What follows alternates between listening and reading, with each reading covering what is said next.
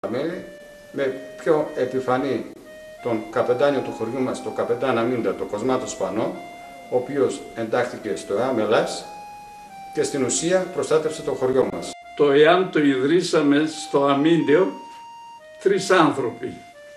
Ένας γεωπόνος Κελτεμλίδης, εγώ και ένας γεωπόνος Μέσης από το Δημότυχο.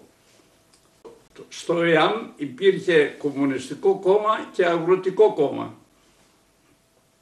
και ήμουν γραμματέας του Αγροτικού Κόμματος. Ήμασταν οργανωμένοι ανά 3. Ο ένας της παρέας, αυτός ο οποίος οργάνωσε τους άλλους 2, έκανε τη δεκαρχία. Έφευγε από την Τρόικα και γίνονταν δέκαρχος. Οι υπόλοιποι που μένανε μέσα, πλην των 2 πρώτων που είχε κάνει αυτός ο δέκαρχος στην Τρόικα, δεν γνώριζαν την ύπαρξη τη δική μου. Προς το τέλος του 1942 εμφανίστηκαν οι μόνιμες ανταρτικές ομάδες. Άνθρωποι οι οποίοι εγκατέλειψαν τα χωριά τους, πήραν τα όπλα και ήσαν μόνιμοι αντάρτες. Και αποφασίσαμε να γίνουν επιχειρήσεις ενάντια στους κομιτατζίδες, σε αυτούς οι οποίοι ήταν συνεργάτες των Ιταλών και είχαν οπλιστεί από τη Βουλγαρία μέσω του Κάλτσερ. Είχαν πάρει κάπου 5.000 όπλα. Για τον Άντωνη Κάτσεφ γνωρίζουμε ότι επρόκειτο για έφεδρο υπολοχαγό του βουλγαρικού στρατού και μάλιστα αποτέλεσε σύνδεσμο στα γερμανικά φρουραρχία της Φλωρίνης, του Αμιντέου, της Εδέσης και της Καστοριάς. Επρόκειτο για προσωπικότητα πανεπιστημιακού κύρους, απεσταλμένο προσωπικά από τον βασιλιά της Βουλγαρίας Βόρη, με σκοπό τον εκβουλγαρισμό των Δυτικομακεδόνων. Για τη δράση του πέρασε από στρατοδικείο των Αθηνών το 1946 και εκτελέστηκε στο Επταπύργιο της Θεσσαλονίκης το 1948. Η κατηγορία ήτο ότι έκανε κατασκοπία εις βάρος της Ελλάδος, διότι αλλιώς δεν θα στέκονταν άλλη κατηγορία, μόνο επί κατασκοπία. Και όλοι οι μάρτυρες κατηγορίες προετοιμάστηκαν να καταθέσουν ότι ήταν κατασκοπία. Στον Απρίλιο του 1943 έρχονται οι Γερμανοί στο σπίτι του παππού μου, μιλημένοι, ειδοποιημένοι σε συγκεκριμένο χώρο, στο πλισταριό, σκάβουν τον τοίχο και βρίσκουν τυλιγμένα όπλα μέσα σε κουβέρτα με τα γράσα τους, περιποιημένα και όλα αυτά που είχαν εντυχήσει οι δικοί μου μετά την λήξη του πολέμου του 1940 και την επιστροφή τους από το πόλεμο. Αυτό φυσικά είχε σαν συνέπεια να συλληφθεί όλη η οικογένεια, ο παππούς μου Άγγελος, η γιαγιά μου Σουλτάνα, ο πατέρας μου Θεόδωρος, ο θείος μου Νίκος και η αδερφή του Ελένη. Συλλαμβάνουν τον πατέρα, τη μάνα και την κόρη και τους οδηγούν στη Θεσσαλονίκη στο στρατοδικείο. Όταν τους συνέλαβαν στο Αμίντεο, εγώ εκεί ήμουν και το είδα το αυτοκίνητο. Το σχέδιο του δικηγόρου τους ήταν να αναλάβει ένας την ευθύνη της κατοχής των όπλων. Ο πατέρας τους έλεγε ότι εσείς είστε παιδιά, να αναλάβω εγώ την ευθύνη. Τα παιδιά λέγαν τα όπλα είναι δικά μας, θα αναλάβουμε εμείς την ευθύνη. Και κατά την απολογία τους κράτησαν αυτή τη στάση. Ο καθένας έλεγε ότι τα όπλα ήταν δικά μου, δεν ξέραν οι άλλοι. Έκανε και έκθεση καλή ο Γερμανός φρουράρχος ότι δεν ήταν χρησιμοποιήσιμα τα όπλα.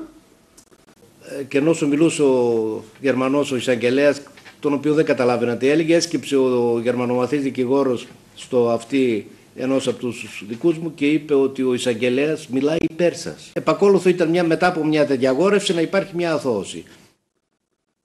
Ένας από τους λόγους που πιθανόν να συνετέλεσε στην αθώωση των δικών μου είναι ότι ο πρόεδρος της κοινότητας, της τότε κοινότητας του Αμιντέου, ήταν αδερφός του παππού μου.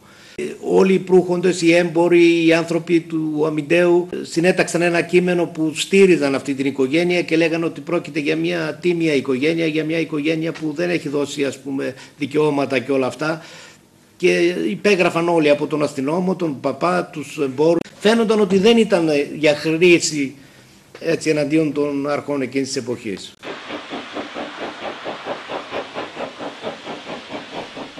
«21 Μαΐου 1943. Το γερμανικό τρένο, το οποίο έχει ξεκινήσει από την Φλόρινα, φτάνει στον σιδηροδρομικό σταθμό της Βέμπης. Μεταφέρει από την Φλόρινα στη Θεσσαλονίκη για ανάκριση και πιθανότατα για εκτέλεση τον φαρμακοποιό Χαράλαμπο Χαραλαμπίδη, ο οποίος είναι σημαντικός τέλεχος της αντίστασης. Την όλη επίθεση έχει σχεδιάσει και έχει συντονίσει ένας φοιτητής της νομικής, ο Πέτρος Κορίνας, ο οποίος είναι για τους Γερμανούς το πιο καταζητούμενο στέλεχος σε όλη την Δυτική Μακεδονία. Η όλη επίθεση διενεργείται με 4 ομάδες. Κάθε μία ομάδα φυσικά έχει τον δικό της διακριτό ρόλο. Ο Σάκης Μουτσόπαπας Πέκος και ο Γιάννης Θεοδόρου σκαρφαλώνουν στην ατμομηχανή και βγάζοντας περίστροφα εξαναγκάζουν τον οδηγό της ατμομηχανής να πάει στην παρακείμενη υδατοδεξαμενή. Μία άλλη ομάδα με 6 μαθητάς και αρχηγό τον Δημήτρη Βακαλόπουλο επιτίθεται εναντίον του έμπροσθεν του σταθμού ευρισκομένου γερμανικού σκοπού και του εκεί σταθμαρχείου. Ο αδερφός μου ο Τάκης φύλαγε τον σταθμάρχη, το σταθμαρχείο γενικώς, από τον φόβο μήπως κάνει κανένα τηλεγράφημα ότι κάτι συμβαίνει στο σταθμό του. Είχε φορέσει, επειδή το τρένο ήταν επιβατικό και ο κόσμος ήταν στα παράθυρα, είχε φορέσει ένα μαντίλι από τη μύτη του και κάτω, μόνο τα μάτια του φαίνονταν, αλλά έστω και από αυτόν τον τρόπο φαίνεται ότι τον αναγνώρισε. Μία τρίτη ομάδα με τον Πέτρο Κορίνα, τον Χαράλαμπο Περπερίδη, τον Γιάννη Χανή και τον Νίκο Τσακύρη ανεβαίνουν στο βαγόνι και μπαίνουν στο κουπέ όπου ήταν ο μεταφερόμενος Χαραλαμπίδης, επιτηρούμενος από τον υποφρούραρχο αμυντέου Εμίλιο Μίλερ, τον συνοδό 19 υπασπιστή του και τον Έλληνα διερμηνέα. Όμως ο Κορίνας ατύχησε γιατί το πιστόλι του έπαθε εμπλοκή. Τότε ο Μίλιος προσπάθησε να βγάλει το δικό του πιστόλι από την θήκη, να σκοτώσει τον Κορίνα. Όμως τον πρόλαβε ο Χαράλαμπος Περπερίδης και τον τραυμάτισε θανάσιμα. Τότε σκοτώθηκε ο συνοδός 19 υπασπιστής και τραυματίστηκε βαριά ο Έλληνας διερμηνέας. Ο υποφρούραρχος Εμίλιος Μίλερ ξεψύχησε όταν το τρένο έφτασε στον σιδηροδρομικό σταθμό Αμυντέου. Ο Πέτρος Κορίνας ήταν γιος του μεγαλέμπορου Νικολάου Κορίνα και της Αφροδίτης Κουφονικόλα μεγαλοκτηματία.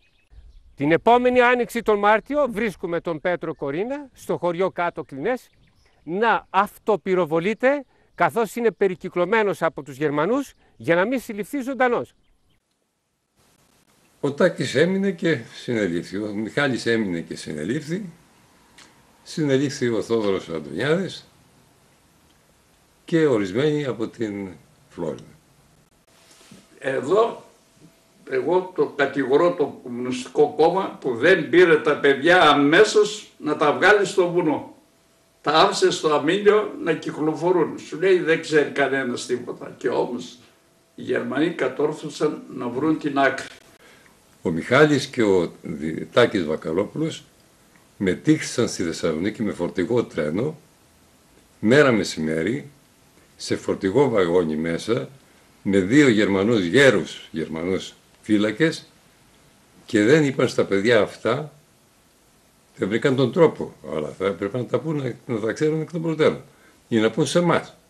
Εμείς μάθαμε ότι περνάνε και τρέξαμε, φτάσαμε στο σταθμό και τους είδαμε για λίγο μέσα στο βαγόνι. Αυτούς τους 2 Γερμανούς, τα 2 παλικάρια των 19 ετών, μπορούσαν να τους κάνουν καλά. Στο Γεντίκολο εκείνη η οποία τράβηξε τα ελέη όλα και παρακολούθησε την υπόθεση του Τάκη από βήμα προς βήμα, ήταν η αδερφή μου η Αμάλια. Έχει τραβήξει τόσα πολλά που δεν μπορούσε να συζητήσει εκ των υστέρων τίποτα. Εκείνο που ξέρω εγώ για το σημείο αυτό είναι το εξής, ότι η Μένο Χράνα όντως προθυμοποιήθηκε να σώσουν τον Τάκη με την προϋπόθεση ότι θα εγγραφεί σαν μέλος της Οχράνα. Φυσικά η απόρριψη ήταν πολύ εύκολη για τον πατέρα μου. Την εποχή εκείνη όμως το αμύντων ήταν και ο Πούλιος. Βγήκε πάντως από εκεί μέσα, από τον Πούλιο, ότι εγώ τους περιμένω να έρθουν, να ενταχθούν στη δύναμή μας, τους δείσω γερμανικά και να... Πράγματα δηλαδή που την εποχή εκείνη και να μην ήσουν εμείς εθνικόφρονες υπό την έννοια αυτή που δώσαμε, που έδωσαν ο κόσμος, οι ίδιοι οι εθνικόφρονες δεν υπήρξαν ποτέ, ούτε υπερεθνικιστές, ήμασταν απλώς οικογένειες πατριωτών, οι οποίοι ξέραμε γιατί αγαπάμε την πατρίδα και δεν χρειάζονταν ούτε δολοφονίες να κάνουμε, ούτε εκτελέσεις. Ο πατέρας μου αρνήθηκε. Ο Βακαλόπουλος πέρασε στρατοδικείο, καταδικάστηκε και μεταφέρθηκε στις εγκληματικές φυλακές Στάιν, στο Λίτς της Αυστρίας, όπου σκοτώθηκε. Από τους βομβαρδισμούς συμπίπτει η ημερομηνία που σκοτώνεται ο Τάκης με την ημερομηνία της απόβασης των συμμάχων στην Νορμανδία. Οι σύμμαχοι για να υποστηρίξουν την απόβαση βομβάρδιζαν τα μέσα και να σπάσουν το ηθικό των Γερμανών. Τότε έγινε και η καταστροφή της Δρέζης και να ματαιώσουν την παραγωγή των βιομηχανιών. Επειδή οι κρατούμενοι δούλευαν σε βιομηχανίες, προφανώς βομβάρδισαν τις βιομηχανίες και σκοτώθηκαν. Ο άλλος μαθητής, ο Μιχάλης Θεοδωρίδης, ήταν γιος του Παντελή Θεοδωρίδη, ο οποίος είχε μεγάλη εταιρεία φορτηγών αυτοκινήτων σε Αμύντιο και Καστοριά. Οι Γερμανοί, όταν πλησίαζαν οι Σοβιετικοί προς το στρατόπεδο, οι φύλακες, οι οποίοι προφανώς ήταν οι γέροι της Βέρμαχτ, ηλικιωμένοι άνθρωποι, γιατί οι υπόλοιποι τραβούσαν στα μέτωπα, θες από φόβο, θες από δεν ξέρω τι άλλο, άνοιξαν τις πόρτες και όλοι μαζί και αυτοί οι ίδιοι πήραν τον κατήφορο και φεύγαν. Πληροφορήθηκαν τα SS από ό,τι έχουμε μάθει, επέστρεψαν, τους κλείσανε μέσα, φύλακες και φυλακισμένους, τους στήσανε και τους καθάρισαν όλους. Έτσι ο Μιχάλης ήταν άτυχος την τελευταία μέρα που θα, σε 5 μέρες, σε 4 μέρες, έλυγε ο πόλεμος και επίσημα, ίσως και νωρίτερα ακόμη να έφταναν οι Ρώσοι και να τους απελευθέρωναν, δεν κατάφερε να ζήσει. Ο άλλος μαθητής, ο Στέφανος ο Χατζημινάς, καταδικάστηκε και φυλακίστηκε στις φυλακές του Γεντή Κουλέ, στο Επταπύριο Θεσσαλονίκης. Το ίδιο και ο Θεόδωρος Αντωνιάδης, καταγόμενος από την Λεβαία, ο οποίος μάλιστα ήταν και γραμματέας της ΕΠΟΝ του νομού Φλόρινας. Γιάννης Χανής και Νίκος Τσακύρης. Ο Γιάννης Χανής δάσκαλος στις Κάτω Κλινές και ο Νίκος Τσακύρης φίλος του. 3 μόλις μήνες μετά τα γεγονότα, ο Γιάννης Χανής έστησε μία ενέδρα στην Κλαδωράχη με 4-5 άλλους νεολαίους. Σκοτώθηκε ένας Γερμανός στρατιωτικός. Τότε οι Γερμανοί, όπως είπαμε, πήρανε 15 από τις δικαστικές φυλακές Φλόρινας, τους οποίους και κρέμασαν στη Κλαδωράχη. Μεταξύ των 15 ήταν και ο αγαπημένος φίλος του Γιάννη Χανή, ο Νίκος Τσακύρης. Ο Φίλιππας Φιλίππου Φιλιππάκος διεσώθη. Ο Χαράλαμπος Περπερίδης, ψευδόνυμο Γρανίτης, διέφυγε στο βουνό και με την λήξη του εφήλιου σπαραγμού τον Αύγουστο του 1949, κοντά στην Φούρκα στο Γράμμο, τον βρίσκουμε να χάνει το ένα του πόδι. Ακολούθως βρέθηκε στην Πολωνία, πολιτικός εξόριστος. Επέστρεψε στο χωριό του στους Αγίους Αναργύρους Αμυντέου. Πέθανε τον Σεπτέμβριο του 1991. Ο Σάκης Μουτσόπαπας Πέκος διεσώθη. Το σαμποτάζ στον Γοργοπόταμο. Η μάχη στον Φαρδίκα Μποσιάτιστας, το χτύπημα του γερμανικού τρένου στην Βέβη από μαθητές, απετέλεσαν 3 αγαπημένα αντικείμενα για τον ραδιοφωνικό σταθμό του BBC την εποχή εκείνη και συνετέλεσαν τα μέγιστα στην εξύψωση του ηθικού φρονήματος όλων των τότε καταπτωημένων ευρωπαϊκών λαών.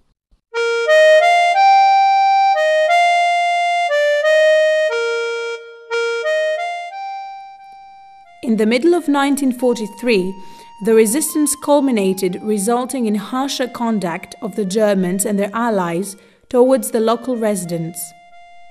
In June, they arrested one of the 2 priests of Lechovo. Είναι ο Παπα-Νικόλαος Τέλκας, ο οποίος καταδόθη από συνεργάτη των Βουλγάρων στους Γερμανούς, με αποτέλεσμα να έρθουν οι Γερμανοί στο χωριό και να τον συλλάβουν. Ο παπάς είχε 2 παιδιά στο Αμελάς και η κατηγορία ήταν ότι έκρυβε στην εκκλησία όπλα. Βέβαια αυτό αποδείχθηκε ότι ήταν ψέματα, απλά είχε στοχοποιηθεί από τους Βούλγαρους και τους συνεργάτες των Γερμανών. Ο παπάς εκτελέστηκε μαζί με τον Παπαλιούλια, τον αρχιμανδρίτη της Κοζάνης, του αντάρτη Μητροπολίτη Ιωακίμ Αποστολίδη, στο στρατόπεδο του Πάπου Λουμελά στις 2 Ιουλίου του 1943, μαζί με άλλους 49 πατριώτες. Το χωριό μας έτυχε να έχει γόνο του τον αρχικαπετάνιο Αμίντα και γι' αυτό οι Γερμανοί πληροφορήθηκαν από τους δοσύλλογους ότι είναι και η σπικοφολιά των Ελασιτών. Του Γερμανικού Φρουραρχείου της Θεσσαλονίκης, όπου έλεγε ότι σε ιδιαίτερα μολυσμένες περιοχές θεωρούνται η περιοχή του Λεχόβου και της Κλεισούρας, με αποτέλεσμα με τη συνεργασία της Βουλγαρικής Λέσχης της Θεσσαλονίκης, η οποία χρηματοδότησε την επιχείρηση, να ξεκινήσουν από τη Θεσσαλονίκη και από την Πτολεμαΐδα γερμανικά στρατεύματα με τους ντόπιους συνεργάτες τους, δηλαδή το τάγμα του Πούλου, και να έρθουν στο χωριό και επί 4 μέρες να το λελαετήσουν και να το κάψουν ολοσχερός. Ξεκίνησαν οι Γερμανοί από τη Θεσσαλονίκη, έφτασαν στη Κρύα Βρύση, από εκεί πήρανε αρκετούς μαζί τους εκαζίδες με επικεφαλής τον Βελισσαρίδη, λέγανε ότι θα κάψουμε ένα χωριό, αλλά κανείς δεν ήξερε ποιο ήταν αυτό το χωριό. Γι' αυτό και άρχισαν μερικοί Λεχοβίτες να κρύβουν μερικά πράγματα, πολύ λίγα, ό,τι μπορούσαν, γιατί δεν πίστευαν ότι θα καούν τα σπίτια τους.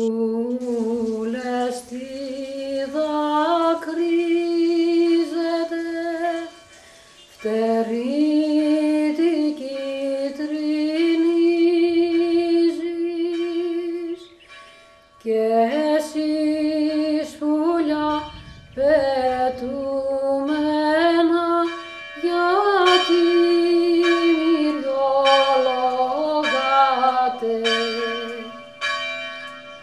Θυμάμαι ήταν απόγευμα, ήρθανε, χτυπήσαν την καμπάνα και φωνάξανε να μαζευτούν όλοι οι άντρες στο Πλάτανο. Οι περισσότεροι με τους πρώτους Γερμανούς που ήρθανε εξαφανιστήκαν, οι άντρες κρυφτήκαν στα βουνά. Ήρθαν μια φορά, ζητήσαν τα όπλα από τους αντάρτες για να μην πήραν κόσμο για να σκοτώσουν. Μου είχαν μάθει τους άντρες, 50, και τους πήγαν στη Πτολεμαΐδα. Στη Πτολεμαΐδα έγινε μια συμφωνία μεταξύ του τότε Προέδρου Ηλία Τζουμάκη και του Γερμανού Φρούραρχου, η οποία συμφωνία ήταν ότι αν οι αντάρτες δεν παραδώσουν τα όπλα θα εκτελεστούν οι όμεροι, με αποτέλεσμα ο τότε πρόεδρος να μεταβεί εκ νέου στο χωριό, να συναντηθεί με τον καπετάν Αμίντα. Λέει, αμάν, λέει, 50 ανθρώπους πήραν, θα τους σκοτώσουν, λέει, αν δεν παραδώσετε τα όπλα. Και αυτοί κάτι παλιά, χωρίς κορδόνια, χωρίς τίποτα όπλα, τα παράδωσαν παλιά. Αμάν, λέει ο Αμίντας, να τα πάρετε, ήταν από το χωριό μας αυτός. Θα πάρετε τα όπλα, λέει, και θα τα παραδώσουν, λέει, και να πουλήξουν. Και τους αφήσαν ύστερα, τους φέραν πίσω. Τα 52 όπλα αντιστοιχούσαν στις αντίστοιχες ζωές των κατοίκων που οι οποίοι ήταν όμηροι στην Πτολεμαΐδα. Βέβαια, δεν απελευθερώθηκαν και οι 52, ήδη οι 3 είχαν εκτελεστεί και κάποιοι άλλοι είχαν αποκρύψει στα τραύματά τους από τον ξυλόδαρμο που υπέστησαν. Βλέπαμε τους Γερμανούς, είχαν φτάσει μέχρι το βουνό. Λένε οι μπάβες, θα μας σκοτώσουν.